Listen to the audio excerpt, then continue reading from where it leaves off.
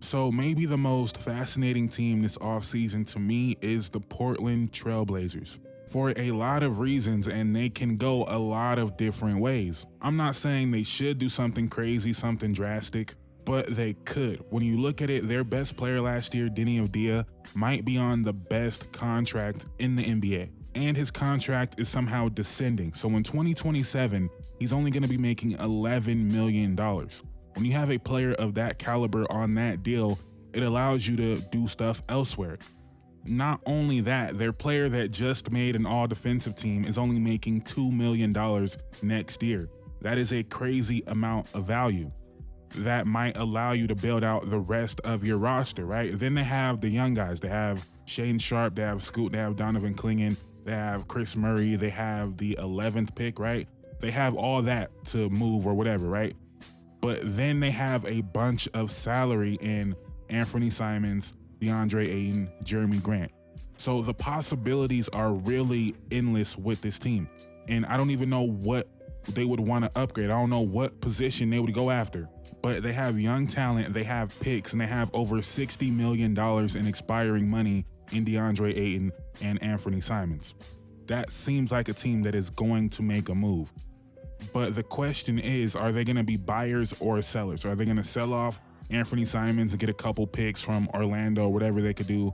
Or are they going to try to package something and go get somebody? But the problem with that is before you can go get somebody, you have to evaluate what you feel about your current young talent, right? Because you can go get a wing player. Well, what does that do for Shaedon Sharpe? You could probably go get an all-star point guard. You could probably go get LaMelo, Trae Young, John Morant, but you have Scoot. Even if you trade Robert Williams and you bring in another center, okay, let's say you trade Anthony Simons, Robert Williams, you bring in an all-star level center.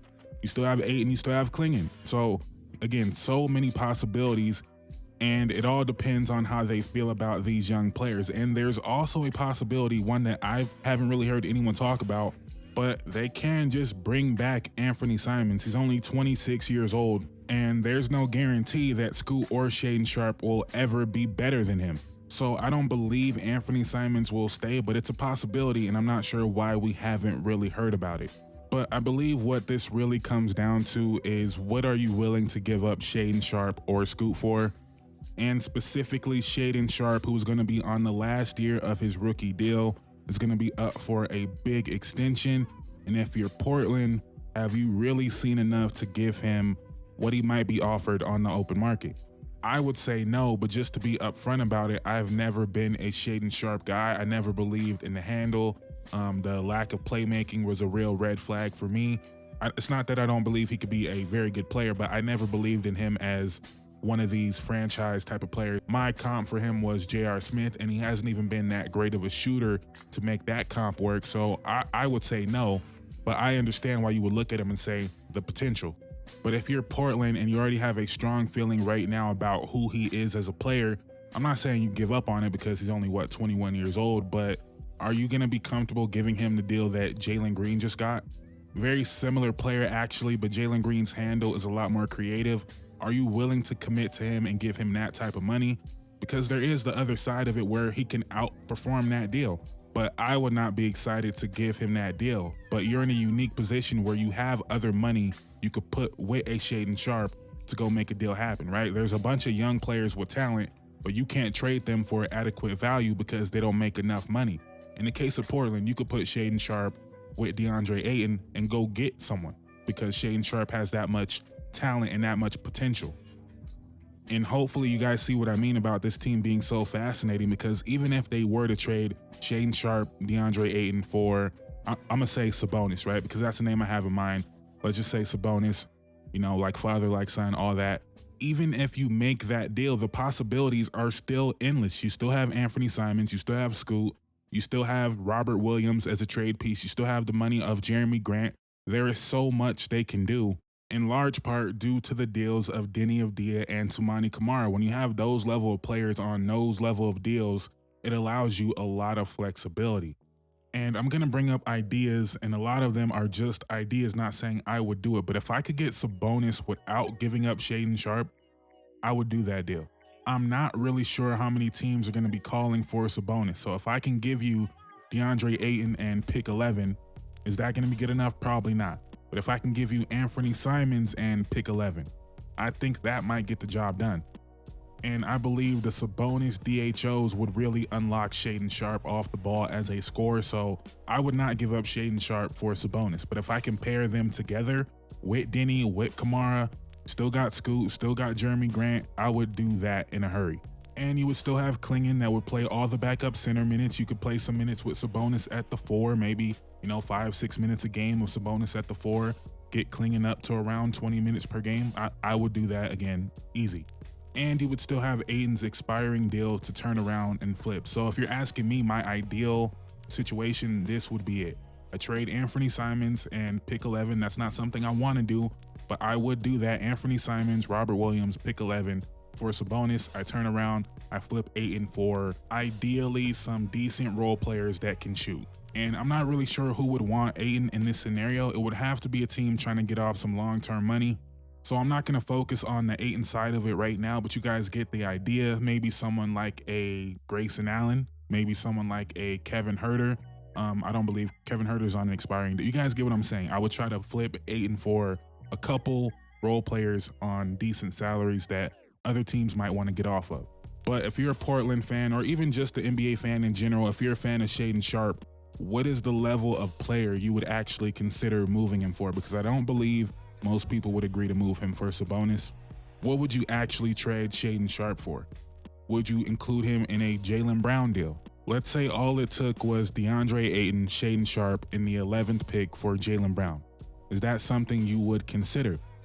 I would consider that. And now you have a starting lineup theoretically of Anthony Simons, who's still here, Toumani Camara, Jaylen Brown, Denny Avdia, Donovan Klingon, I guess, or Robert Williams if he's healthy. That's not the most amazing team in the world, so I could see why you say, why give up on the potential of Shaedon Sharpe for that?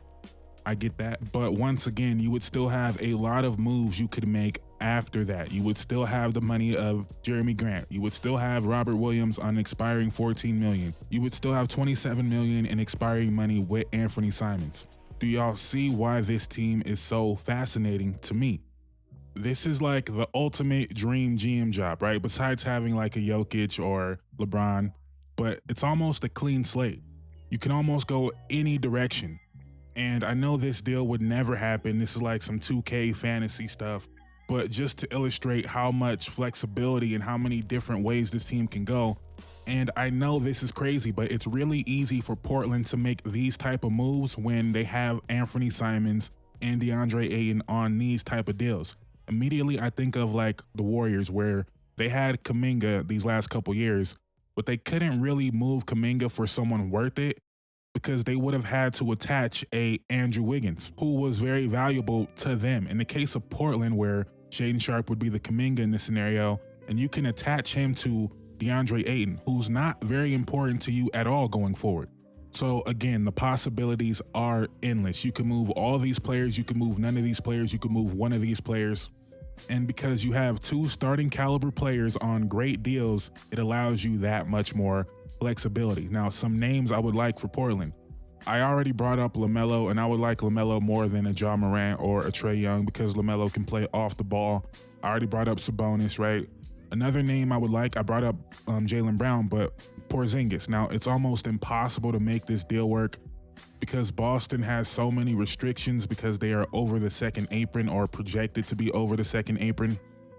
But if Portland could somehow get Porzingis while only giving up DeAndre Ayton and maybe a lottery protected pick, obviously Porzingis would be a great fit, would open up the floor for Scoot, for Shaedon Sharpe, obviously Denny Avdia. Like, it would just be a great fit all around. He would help a lot. He wouldn't get in anybody's way. You would probably be able to resign him on a very team-friendly deal because people aren't going to want to take that injury risk and giving him a big deal. And if that were to happen, there would be a real chance that you would get Denny, Toumani Camara, and Porzingis all significantly outplaying their contracts.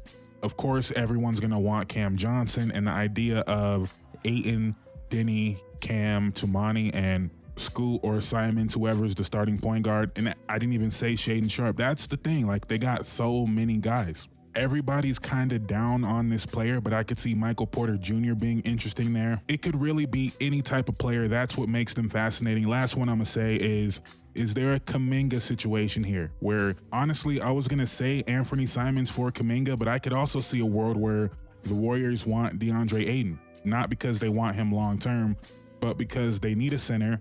He's an expiring deal. They need more scoring. He provides that. He has a mid-range jumper to space the floor a little bit. I could see the Warriors saying, you know what, DeAndre Ayton for 1 year is actually what we need.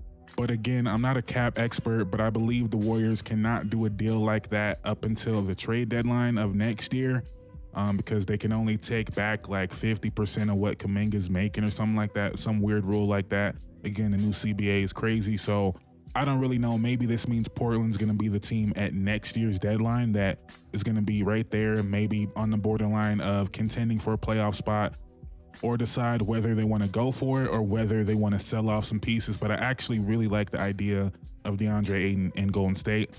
But I'm going to leave it there. You guys might disagree with every little trade suggestion or player I brought up, but you guys have to agree that Portland is in a fascinating position where they can go a lot of different ways, and they might be the sneaky team to really shake things up this offseason. But let me know what you guys think in the comments down below. Please like, comment, subscribe. On the road to 10,000 subscribers. I would greatly appreciate it. Thank you guys so much for watching. I'm out. Peace.